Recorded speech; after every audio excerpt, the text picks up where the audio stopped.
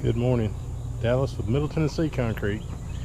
We're on a new job site in Mount Pleasant, Tennessee, and we're working on a retaining wall. Right now, we're currently on the footing part, which I always consider probably the most important part of a retaining wall. This retaining wall is only 4 foot tall, so typically what I do is whatever my footer width will be whatever half the height of the wall is. But on this one I went ahead and I've tried to make it 3 foot wide where I could. We've hit bedrock or blue rock, and so I had to get in touch with a local engineer to kind of help me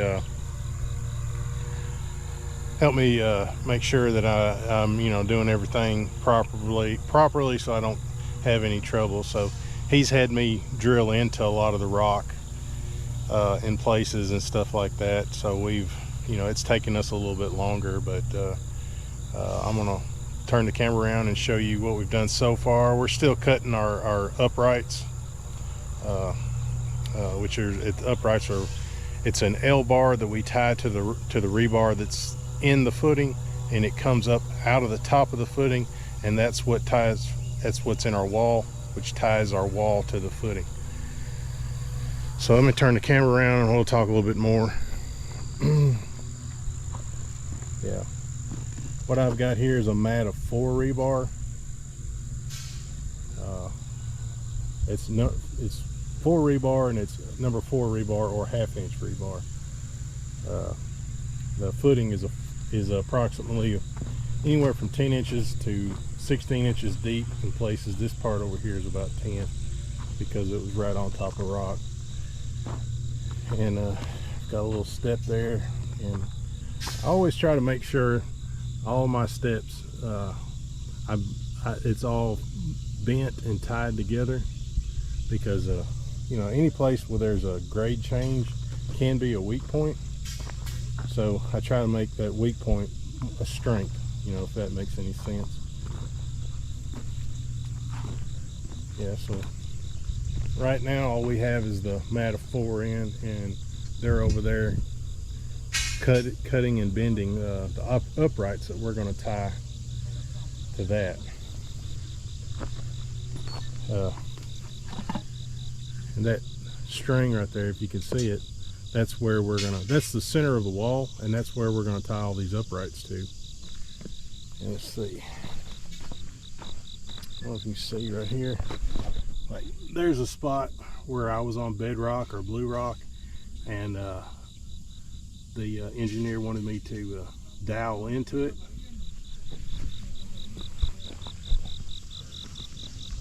We had to do that in several places, and generally on a retaining wall, all your pressure is from the side, not from the top, which is why most of the time your footers are wider on retaining walls, and you usually want the majority of the footer that's not on the wall to be on the side that you're backfilling on.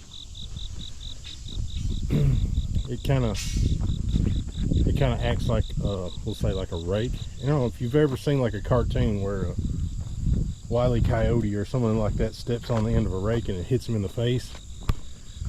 Well, what's holding that rake up is his foot. So that's why I have the majority of the footer toward the bank, or tied toward the side that the backfill's on. That way the weight also helps hold it in place, beside the rebar that's tying it all together.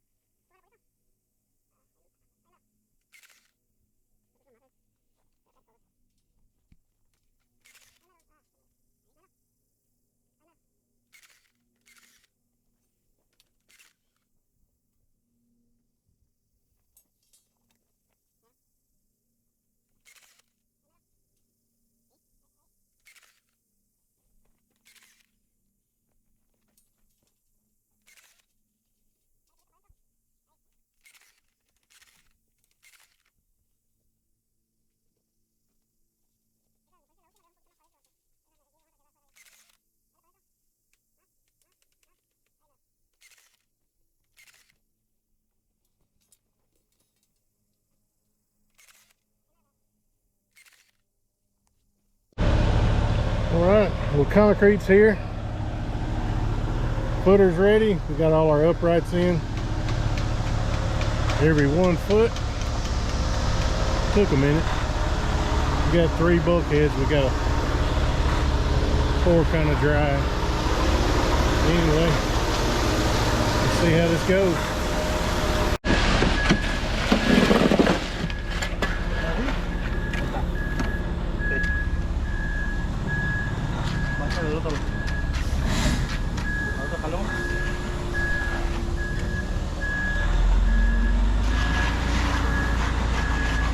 You are one artiste.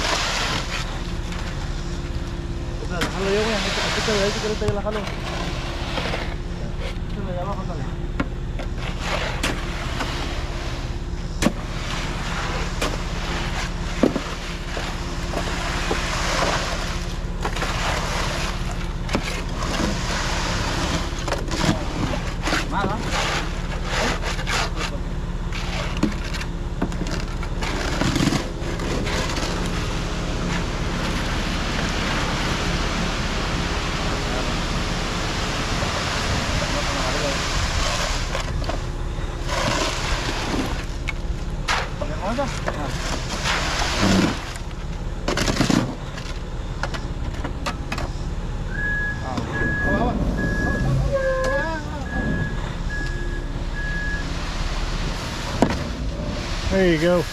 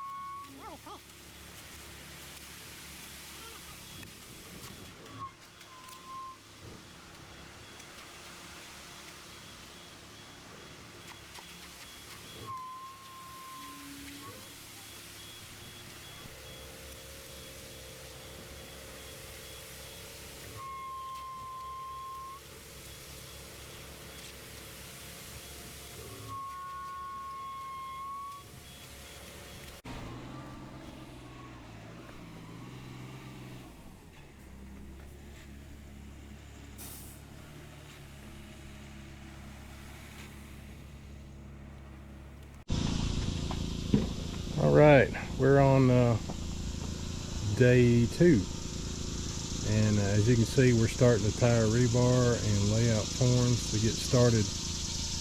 And our rebar is, of course, you saw earlier in the footer where we tied 1 foot rebar uprights out of the footer every 1 foot, and it's 1 foot vertical and 1 foot horizontal. Number 4. They're just laying out their forms, getting their steel tied in.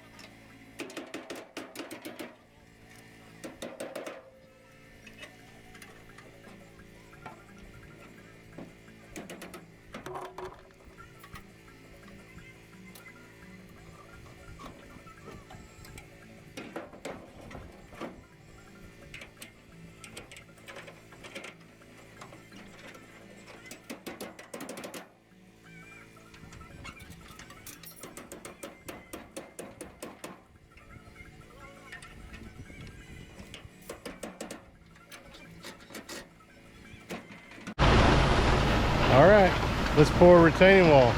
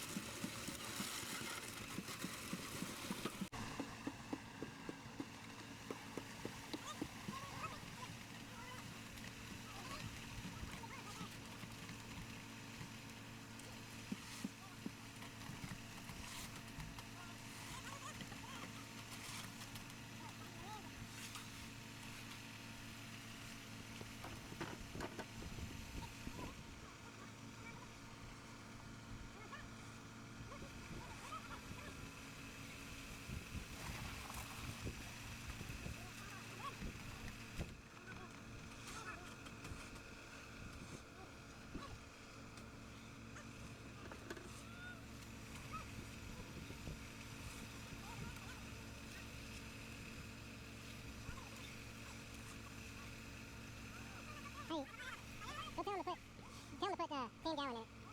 Yeah, tell Dylan 10 gallon.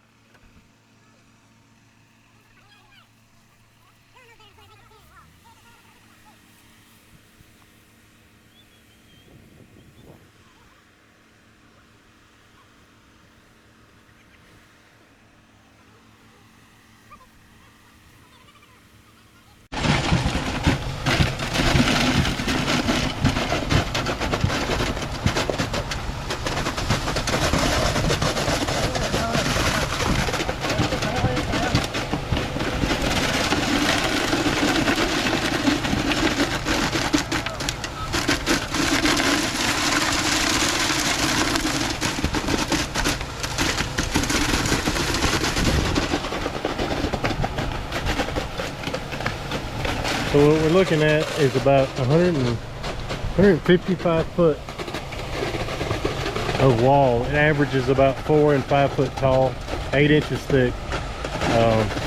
I've got a corner on both ends, and I put a well, we call them a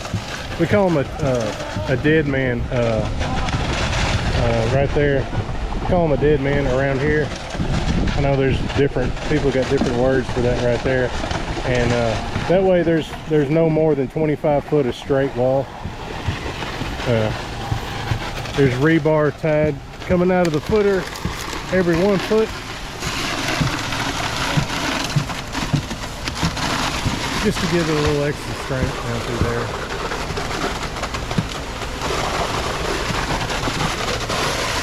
The concrete I'm using is a 4,000 psi concrete, and it has the waterproofing add mixture I like to use called Penetron, and that permanently keeps the concrete waterproof, and it protects the steel from corrosion, from rust or water or anything else like that. I think it should take 2 full truckloads and maybe a small callback, a small tag load after that.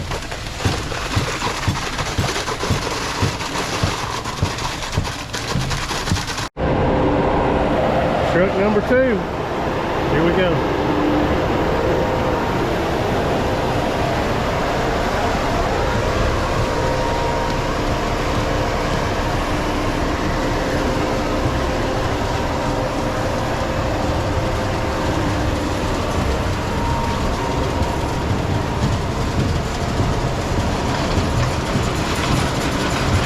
the two loads are going to be just a little bit shy of having enough.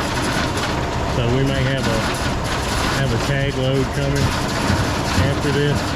It's going to be real close.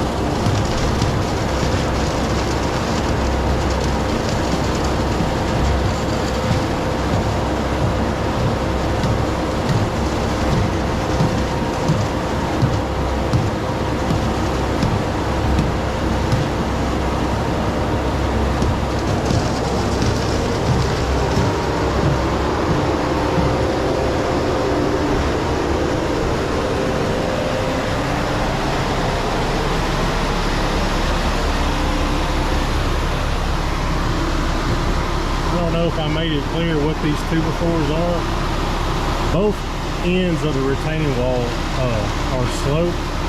So we have aluminum forms, so it's a little bit tricky doing the slope. But what we do is we'll drill and fasten a 2x4. We'll snap a line on the slope that's wanted by the homeowner, and then we'll take and fasten that 2x4 right to that line. And we'll use it as a guide for our slope. And seeing as we can't fasten chamfer strips as easily as say somebody with wood forms, what I'll do is I'll take an edger and edge the sides, and then we'll take a light brush and kind of brush the top. I'll get a video of the finished product when we pull the forms off tomorrow. And that's another thing, with it being as warm as it is, our forms won't have to stay on more than basically overnight, because the concrete it'll be cured enough where it won't be a problem pulling the forms off. And you probably wouldn't want to backfill anything for probably a couple weeks, because it's cured for about 2 weeks. But as far as just pulling the forms off, you're just fine to do something like that.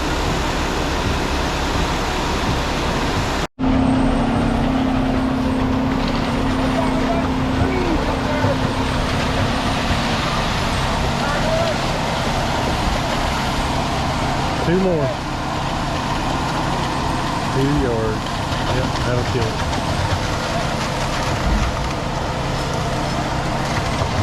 Thank you.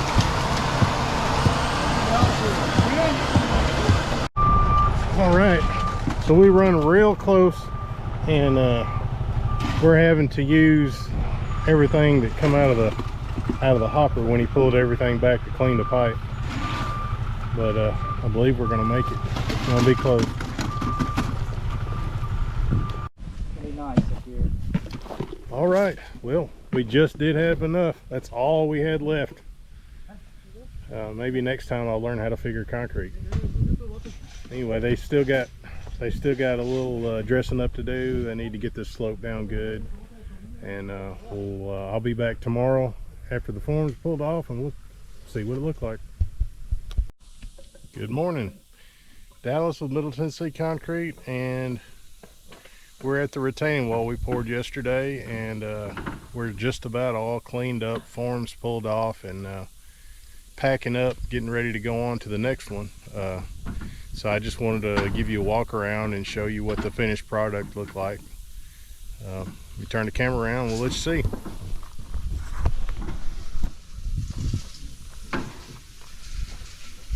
There's the slope.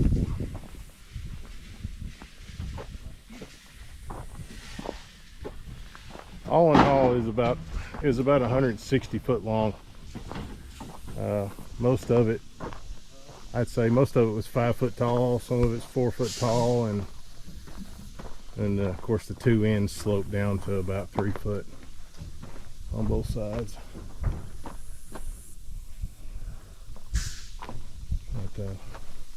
it turned out real nice. Turned out real nice.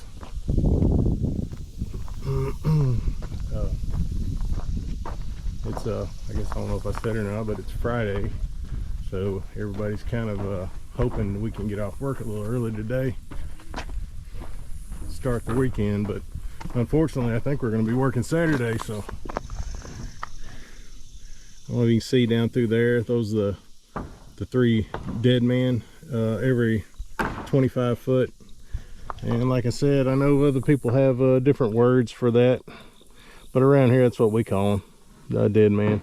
So both ends, we turned the corner back toward the bank, and we put a dead man no less than 25 foot apart.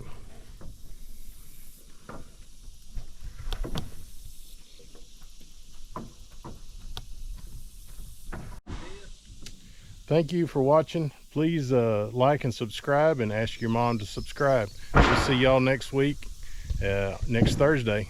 Y'all have a great day.